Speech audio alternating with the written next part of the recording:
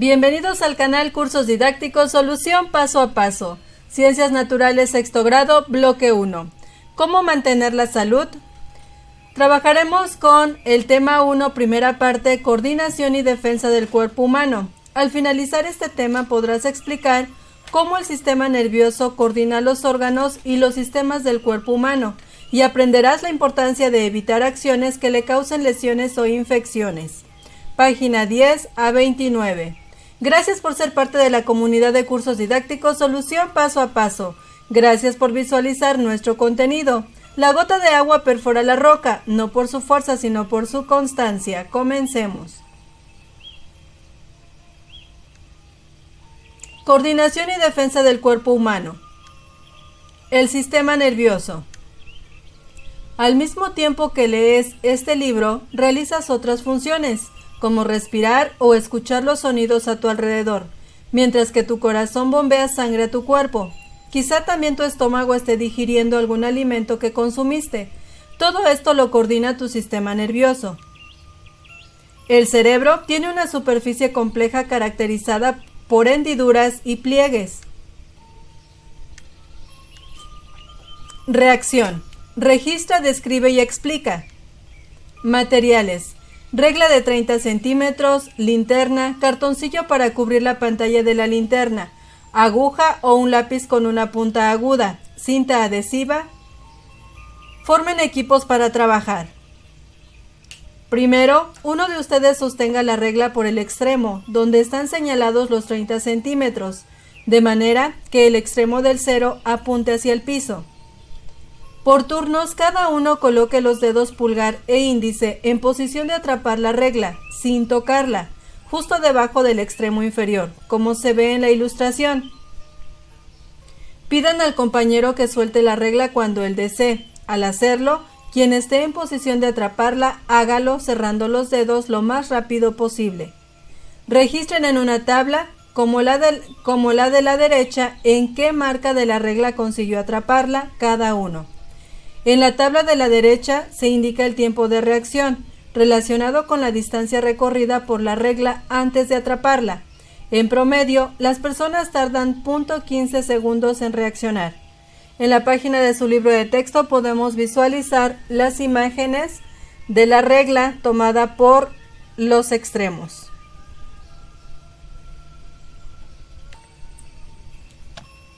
Vamos a visualizar la tabla.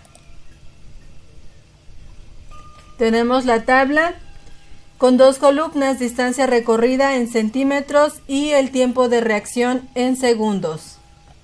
En el centímetro 5 su tiempo de reacción es de 0.1 segundos, en el centímetro 7 de 0.12 segundos, en el centímetro 10 de 0.14 segundos, centímetro 12 0.15 segundos, centímetro 15 0.17 segundos, centímetro 17 0.18 segundos, centímetro 20 0.2 segundos, centímetro 22 0.21 segundos y en el centímetro 25 su tiempo de reacción de 0.23 segundos. Continuamos. Cada miembro del equipo reaccionó con diferente rapidez. ¿A qué se debe? Cada individuo es diferente y por lo tanto las estructuras y órganos del sistema nervioso que intervienen en cada uno de ellos varían en cuanto a capacidad de reacción y competencia. La rapidez con que reaccionan los músculos dependen del cerebro. ¿Todos los miembros del equipo estuvieron igualmente dispuestos a realizar el ejercicio? Sí, aunque mostraron diferente tiempo de reacción. Si fue así, ¿por qué mostraron diferentes tiempos de reacción? La reacción depende de los reflejos y habilidades de cada uno de los integrantes de los equipos, también porque depende de la voluntad y actitud para hacerlo. Esto depende de su estado de alerta y su voluntad para atrapar la regla cuando el compañero lo suelta. Sí, las reacciones y reflejos de cada individuo también se combinan con el estado de alerta frente a su entorno, porque el cerebro es un músculo voluntario. Conclusión. Cada individuo es diferente y por lo tanto las estructuras y partes del sistema nervioso que intervienen en la acción de cada uno de ellos varía en cuanto a capacidad de reacción y competencia. Ahora pinchen el centro del cartoncillo con la aguja o la punta del lápiz. Tomen la linterna y peguen el cartoncillo a la pantalla con cinta adhesiva. Enciendan la lámpara, con mucho cuidado dirijan la luz al ojo de un compañero y obsérvenlo. Vamos a visualizar la imagen. Tenemos el cartoncillo ya con el orificio y la linterna apuntando hacia el ojo. Podemos visualizar la pupila, cómo con la luz se contrae y al quitarla se dilata. Continuamos. ¿Qué le sucede a la pupila al acercar la luz? Las pupilas con la luz directa se contraen. Esto significa que el círculo central del ojo, aparentemente negro, se reduce, es decir, se hace pequeña. ¿Qué le pasa cuando retiran el haz de luz? La pupila se dilata si no hay luz, o sea, se agranda el círculo central del ojo, también conocido como la niña del ojo. ¿Se puede controlar esa reacción? No, no se puede controlar la reacción de la pupila respecto a la luz. ¿Interviene en ella la voluntad? No interviene la voluntad, es un movimiento que no se puede controlar. En la actividad de sujetar la regla, soltarla y atraparla de nuevo, interviene el trabajo del sistema nervioso. Uno de sus órganos, el cerebro, coordina estos movimientos y ordena los músculos de tu mano y de tus dedos que se abran o cierren. Todo ocurre en un tiempo tan breve que no te das cuenta de ello. Cada integrante del equipo tarda diferente tiempo en reaccionar, como lo observaron en los resultados que obtuvieron durante la actividad. El sistema nervioso de cada integrante del equipo muestra valores diferentes de rapidez. Los movimientos para atrapar la regla dependen de la voluntad y la actitud para hacerlo. Por el contrario, los de la pupila ocurren sin que la voluntad intervenga. Nuestro organismo genera movimientos voluntarios e involuntarios, todos regidos por el sistema nervioso. Los movimientos voluntarios se controlan de manera consciente, por ejemplo, caminar, escribir y lanzar una pelota. Los movimientos involuntarios se realizan de manera inconsciente, por ejemplo, los latidos del corazón, la respiración y los movimientos intestinales. Zonas del cerebro y algunas funciones. Vamos a visualizar las imágenes. En la imagen se señalan las zonas del cerebro donde se llevan a cabo algunas de sus funciones. Podemos observar la imagen y las funciones que realiza el cerebro. Tacto y movimiento en color amarillo, comandos musculares en color azul, la dirección de la atención también en color azul, reconocimiento de objetos, podemos visualizar el área verde, al igual que en sentido auditivo y la comprensión de palabras, y el área que manipula la vista, en color rosa. Proseguimos.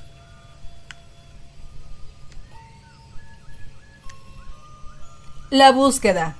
Busca, organiza e identifica. Reúnanse en equipos para buscar la información sobre los órganos del cuerpo humano que responden a movimientos voluntarios e involuntarios. Pueden consultar en la biblioteca escolar, sitios de internet y revistas científicas, entre otras fuentes. Recopilen la información en un cuadro como el siguiente. Visualizamos el cuadro. Órganos que intervienen. Tenemos las dos columnas con movimientos voluntarios y movimientos involuntarios. Movimiento voluntario, los dedos. Movimiento involuntario, el corazón. Movimiento voluntario, las manos. Movimiento involuntario, los pulmones. Movimiento voluntario, las piernas. Movimiento involuntario, intestinos. Movimiento voluntario, brazos. Movimiento involuntario, salivación. Una vez registrados los órganos que intervienen en movimientos voluntarios e involuntarios, proseguimos. Una vez que identifiquen los diferentes tipos de movimiento, traten de percibirlos en su propio cuerpo. Comenten con su equipo cuáles percibieron. De los involuntarios, el que más se percibe es el corazón, y de los voluntarios podemos percibirlos en su gran mayoría. Información recabada. En nuestro cuerpo existen órganos que podemos manejar como y cuando nosotros queremos, o sea, que los controlamos en forma voluntaria. Por ejemplo, los dedos, las manos, las piernas, etc. Pero hay partes de nuestro cuerpo que no podemos controlar sus movimientos o sus funciones. Tal es el caso de nuestro corazón, el movimiento de los intestinos, el parpadeo de nuestros ojos, nuestros pulmones que están constantemente expandiéndose y relajándose y otros más. A estas reacciones se les llama involuntarias. El sistema nervioso central y el sistema nervioso periférico. Para su estudio, el sistema nervioso se divide en sistema nervioso central y sistema nervioso periférico. El sistema nervioso central está constituido por el encéfalo y la médula espinal. El sistema nervioso periférico lo conforman los nervios que nacen del cerebro y de la médula espinal y llegan a todas las partes del cuerpo por medio de fibras nerviosas. El encéfalo se encuentra dentro del cráneo y consta de varias estructuras. Cada una realiza distintas funciones, como se indica a continuación. Cerebro. Es el órgano más grande del encéfalo. Está dividido en dos mitades o hemisferios y representa hendiduras y pliegues que le dan el aspecto de una nuez pelada. El cerebro almacena enormes cantidades de información, realiza millones de actividades todos los días y es capaz de llevar a cabo varias acciones al mismo tiempo, como interpretar lo que ven los ojos, pensar y controlar muchos de los movimientos del cuerpo. Es un órgano tan complejo que no se conoce a detalle su funcionamiento completo. Imagen del sistema nervioso. Tenemos la imagen que se encuentra en la página de su libro de texto, Sistema nervioso central, encéfalo y médula espinal, sistema nervioso periférico y la médula espinal. Continuamos. Esquema del sistema nervioso. También lo encuentran en la página de su libro de texto. El sistema nervioso está compuesto por el sistema nervioso central y el sistema nervioso periférico. A su vez, al sistema nervioso central lo compone el encéfalo y la médula espinal. El encéfalo está compuesto por el cerebro, cerebelo, bulbo raquídeo, tálamo e hipotálamo. Y el sistema periférico lo componen los nervios que nacen del cerebro, nervios que nacen de la médula espinal y las fibras nerviosas. Continuamos. Tálamo. Se encuentra en el centro del encéfalo, recibe las señales enviadas por los sentidos y las reenvía a distintas áreas del cerebro para su procesamiento. Cerebelo. Es el segundo órgano más grande del encéfalo. Su función es mantener el equilibrio y controlar los movimientos finos. Hipotálamo. Se encarga de algunas funciones corporales, como regular la temperatura y percibir las señales de sueño, hambre y sed. También es el responsable de las manifestaciones emocionales, como la amistad, el cariño y el amor. Bulbo raquídeo. Es el encargado de transmitir mensajes entre el cerebro y el cuerpo. Controla funciones básicas como el latido del corazón, la digestión y la respiración. La médula espinal es la prolongación del encéfalo. Tiene forma de cordón y corre por dentro de la columna vertebral que la protege. De ella nacen los nervios periféricos que permiten movimientos voluntarios e involuntarios, sensaciones y reflejos. Has visto que los movimientos involuntarios son inconscientes y suceden tan rápido que no los notas. ¿Alguna vez, al golpearte en el centro del codo o en la rodilla, tu brazo o tu pierna se movieron rápidamente? Sí.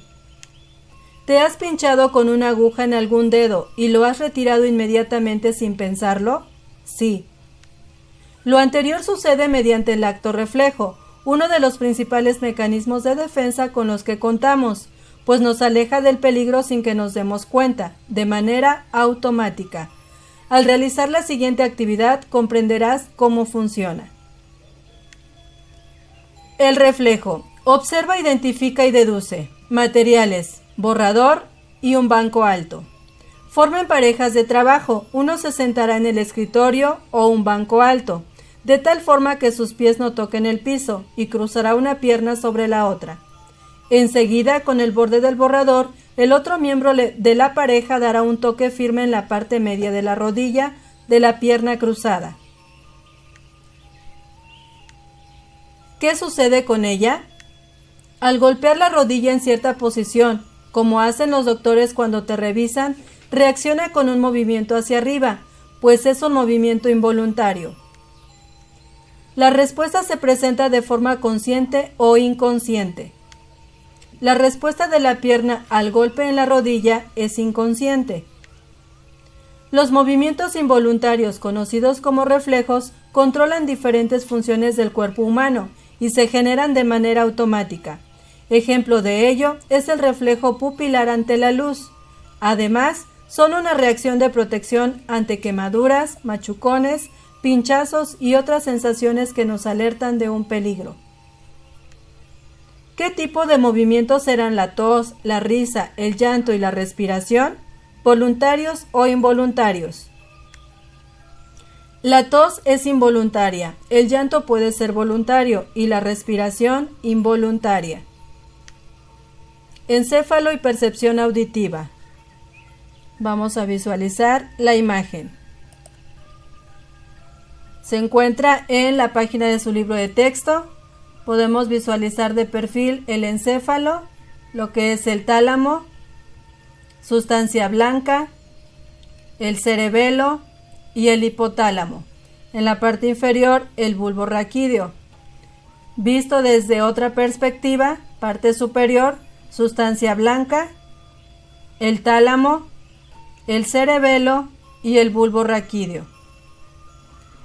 En el caso de la percepción auditiva, el tímpano recibe el estímulo del exterior y lleva las sensaciones al cerebro, donde las neuronas procesan la información y la interpretan como sonido.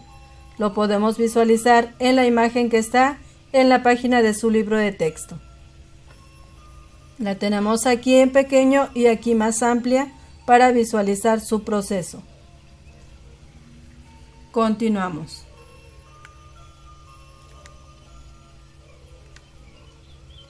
De los 206 huesos que forman el esqueleto humano, alrededor de la mitad corresponden a los que se encuentran en las manos y en los pies. En cada mano hay 27 huesos y en cada pie 30, todos articulados de manera que permiten hacer diferentes movimientos. La columna vertebral es una estructura en forma de tallo que corre a lo largo del tronco y que va desde la cabeza hasta la cadera. Está formada por vértebras cervicales, torácicas y lumbares, así como el sacro y el coxis. La columna vertebral es el sostén de la cabeza y la cadera sostiene la columna. Cada vértebra tiene un agujero y uno tras otro en sucesión forman el conducto raquídeo, donde se aloja la médula espinal. De esta surgen los nervios periféricos que permiten diversos movimientos, sensaciones y reflejos. Las vértebras están unidas entre sí por articulaciones, algunas de las cuales son flexibles y permiten el movimiento, como las del cuello, y otras son rígidas, como las del coxis. Columna vertebral. Podemos visualizar la imagen en la página de su libro de texto. Vamos a ver otras más.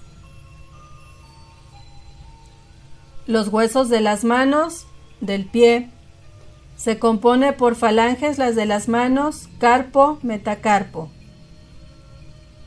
La vértebra cervical, por la médula espinal. Podemos visualizar el sacro y el coxis, partes de la columna vertebral. Vértebra cervical, vértebra lumbar, vértebra torácica y los huesos que forman el pie, el tarso, metatarso y falanges. Proseguimos. Algunos movimientos involuntarios son mecanismos de defensa del cuerpo humano ante situaciones que implican un riesgo. Sin embargo, aún así podemos sufrir accidentes y tener lesiones. Estas pueden presentarse en cualquier parte del cuerpo, pero se manifiestan con mayor frecuencia en el aparato locomotor, en la piel o el sistema nervioso. Es importante mantener sano y en condiciones óptimas el sistema nervioso. ¿Cómo puedes prevenir lesiones al transportarte, trabajar, practicar un deporte o jugar? Para prevenir lesiones durante la actividad física, debes evitar movimientos bruscos, utilizar uniforme y equipo de protección, estar saludable y con una buena condición física. ¿Qué acciones puedes llevar a cabo para evitar lastimar tu cuerpo, especialmente el cráneo y la columna vertebral? Prevención en general. Para no lastimar tu cuerpo puedes seguir estas instrucciones. Estar atento y preparado para prevenir lesiones. Por ejemplo, usar calzado especial para el deporte que practiques. Utilizar casco, coderas, rodilleras y equipo especial para proteger el cuerpo de lesiones. Evitar realizar actos bruscos que aumenten el riesgo de lesiones al cuerpo. Pero sobre todo, preparando tu cuerpo físicamente para las actividades que quieras realizar. Una lesión podría repercutir en tu sistema nervioso. Vamos a visualizar la imagen que está en la página de su libro de texto. Lesiones frecuentes en los niños. Fractura de clavícula. Podemos visualizar hacia dónde apunta la fractura de clavícula. Fractura de muñeca, a dónde afecta. Esguince de tobillo. Y finalmente, esguince de rodilla. Esas son las lesiones frecuentes en los niños. Continuamos. La ciencia y sus vínculos. Siéntase bien en sus zapatos deportivos.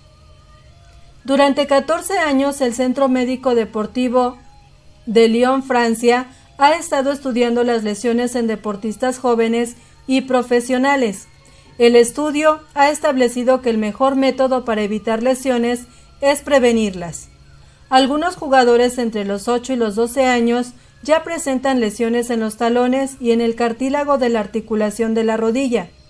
Este último puede ser dañado irremediablemente si no se tienen cuidados apropiados desde niño, de los 10 a los 12 años de edad. Las caderas se pueden dañar, particularmente cuando los jugadores están cansados y corren el riesgo de sufrir fracturas como resultado de caídas o colisiones. La columna vertebral se puede lesionar al recibir impactos bruscos por los movimientos del juego y no tener amortiguación en los talones.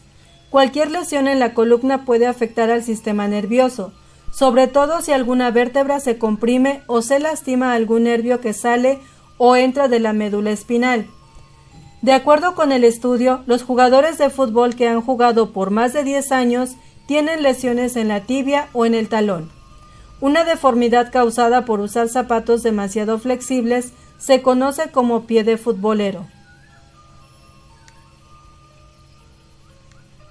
Si un zapato es demasiado rígido, restringe el movimiento. Si es demasiado flexible, incrementa el riesgo de lesiones y torceduras. Un buen zapato deportivo debe diseñarse considerando algunos criterios.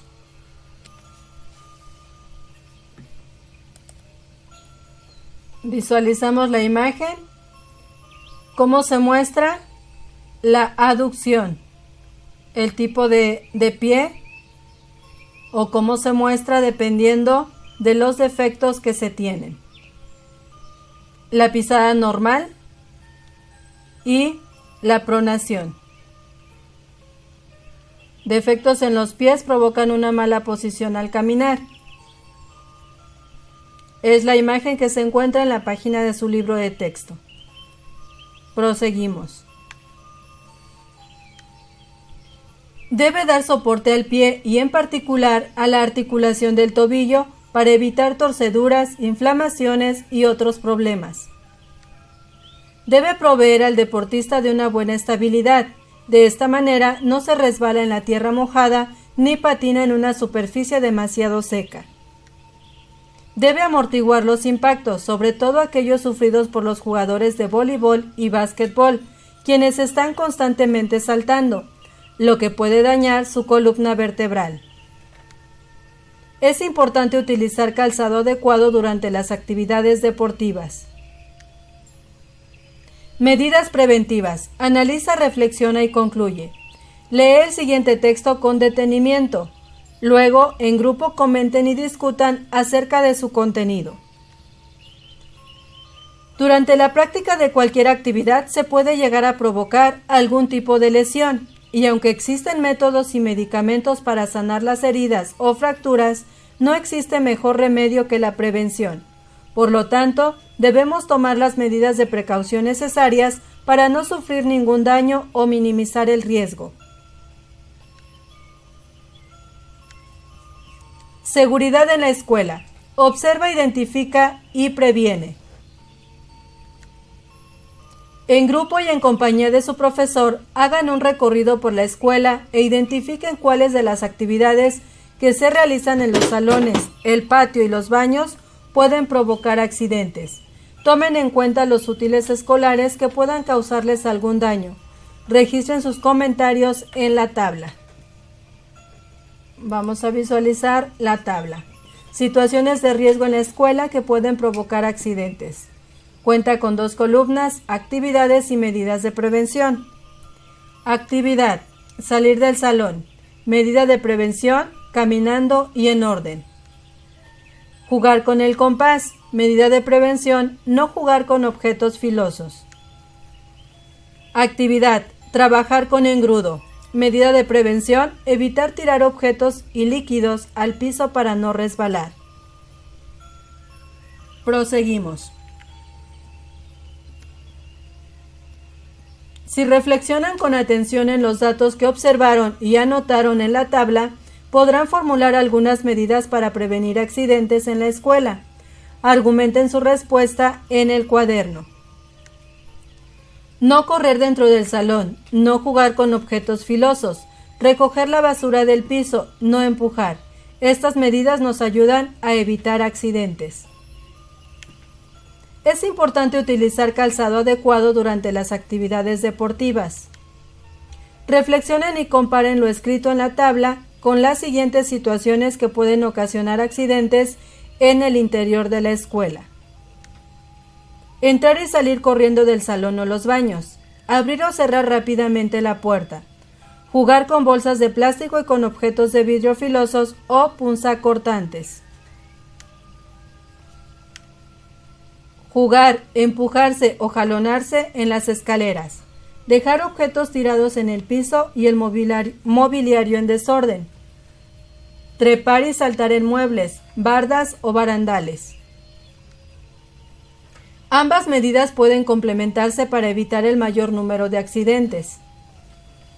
Observen detenidamente la imagen de la derecha, señalen y expliquen las situaciones que están a punto de provocar un accidente. Tienen la imagen mucho más de cerca en la página de su libro de texto, parte inferior derecha. El niño que resbala por el barandal podría caerse y lastimarse severamente. La niña que empuja a su compañero por las escaleras puede provocarle una caída grave. Tanto el niño que empuja la puerta del aula fuertemente, así como la niña que se paró detrás de la puerta, pueden provocar una lastimadura en la niña al golpearla con la misma puerta. Al dejar tirados útiles para el aseo del aula o cualquier objeto en el suelo, pueden generar el tropiezo de algún niño con ellos y lastimarse al caer. El no tener el cuidado de resguardar sus mochilas en un lugar que no sea el pasillo por donde caminan los alumnos puede causar que se tropiecen y se caigan. Las ventanas son para ventilar el aula. Al utilizarlas para salir o alcanzar algo, pueden provocar una caída y un daño severo. Más grave aún si el aula está en el segundo o tercer piso. ¿Qué pasaría si no existiera el barandal?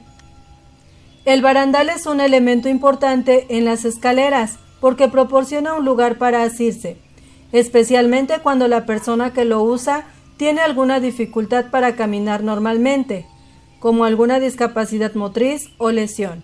Por lo tanto, serían más probables los accidentes si no existiera el barandal. Finalmente, elaboren un periódico mural, un tríptico o algún cartel en el que promuevan entre sus compañeros y la comunidad escolar la cultura de la prevención de accidentes.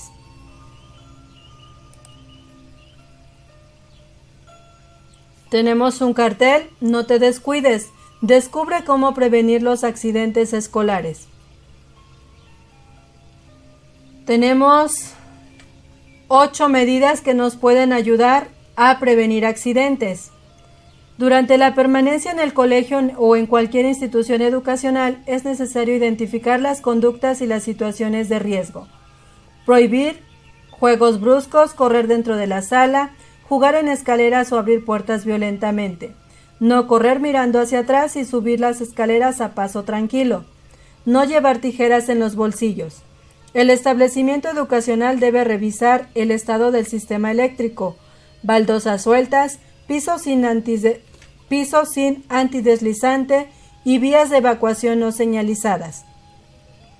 Es importante que toda la comunidad escolar conozca las medidas de prevención de accidentes y el protocolo de acción cuando estos ocurran. Supervisar contribuye a evitar accidentes, principalmente durante los recesos, y evitar acciones peligrosas. Continuamos. Prevención de accidentes. Con base en lo que has aprendido, contesta las preguntas. ¿Qué acciones de la vida cotidiana o deportiva pueden provocar lesiones en la columna vertebral? Para no tener lesiones de la columna vertebral, debemos evitar levantar cosas pesadas, jugar bruscamente, sostener cosas pesadas, que no nos caigan cosas pesadas en la espalda, malas posturas para sentarse, dormir o caminar, etc. También recibir impactos bruscos, caer de cierta altura, realizar torsión forzada de tórax y abdomen, caer de sentón. ¿Qué consecuencias se pueden manifestar en el sistema nervioso por una lesión en la columna vertebral? La falta de control de los movimientos de las extremidades del cuerpo, como brazos y piernas, son consecuencia de una lesión en el sistema nervioso central. Se comprimen o lesionan los nervios motores que salen o entran de la médula espinal e impiden los movimientos de las extremidades superiores e inferiores, según el nivel donde ocurra la lesión. Si al brincar una persona cae sobre los talones y otra cae sobre las puntas de los pies, ¿cuál consideras que puede sufrir una lesión? Se debe tener cuidado al realizar movimientos bruscos con nuestro cuerpo. Sin embargo, es preferible caer sobre las puntas de los pies para amortiguar mejor la caída. Por lo tanto, podemos decir que la persona que cae sobre los talones sufriría una lesión. ¿Qué medidas preventivas sugerirías para evitar lesiones en cada una de las siguientes situaciones? Al estar sentado, tomar una postura con la espalda erguida, descansando su peso sobre el respaldo de la silla o sillón. Al dormir, hacerlo cómodamente cuidando la posición de nuestra columna. Al levantar objetos pesados, calcular el peso de los objetos para saber si podemos levantarlos solos o necesitamos pedir ayuda. Al momento de aplicar la fuerza para levantar los objetos, debemos apoyarnos en las piernas para evitar una lesión en la cintura o la columna. Al trasladarse en cualquier vehículo, hay que ajustarse el cinturón de seguridad y mantener una postura erguida y con el peso de nuestra espalda sobre el respaldo del asiento. Al practicar deporte, utilizar el equipo adecuado para cada deporte y evitar al máximo los movimientos bruscos. Al subir o bajar escaleras, hay que hacerlo cuidadosamente, paso a paso, evitando correr o brincar. Al subir o bajar escaleras, evitar correr o subir 2 escalones al mismo tiempo y pensar que puede lastimarse a alguien que está haciendo uso de estas. El ejercicio y el deporte son actividades que favorecen la salud.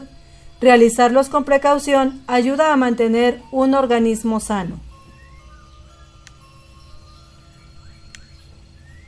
Los riesgos. Identifica, registra y analiza. Con la supervisión y ayuda del profesor, dividan su grupo en 3 equipos. Un equipo elaborará una lista de situaciones que pueden provocar accidentes mientras juegan y propondrá medidas de prevención. Otro hará lo mismo, pero usando deportes que practican. La otra parte del grupo hará su lista pensando en accidentes en el transporte que utilizan cotidianamente. Conclusión. Los accidentes se previenen cuando se toman las medidas de seguridad que correspondan a las acciones a emprender. De otra forma, causan lesiones desde torceduras hasta fracturas.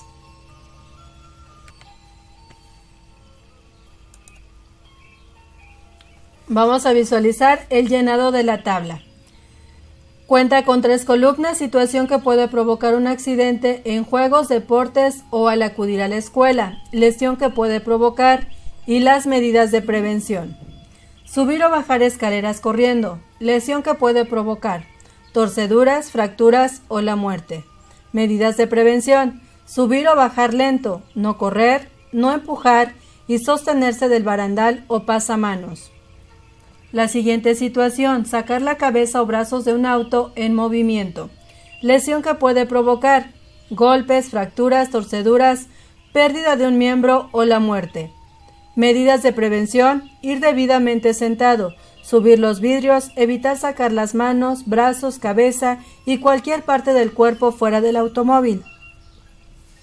Siguiente situación, jugar con desorden. Lesión que puede provocar golpes, rasguños, torceduras y fracturas. Medidas de prevención. Jugar respetando las reglas y a los compañeros y evitar juegos bruscos. Bien, una vez visualizado el resultado de cada uno, continuamos.